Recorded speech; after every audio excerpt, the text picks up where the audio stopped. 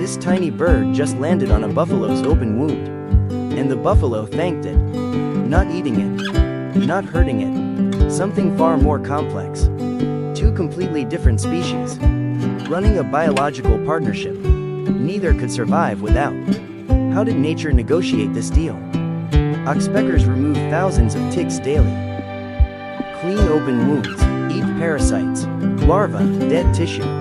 Hissing loudly when predators approach. Giving buffalo 4 to 6 seconds of warning. Subscribe for more wildlife facts. A living alarm system, medical team, and pest control service. All in one 2-ounce bird.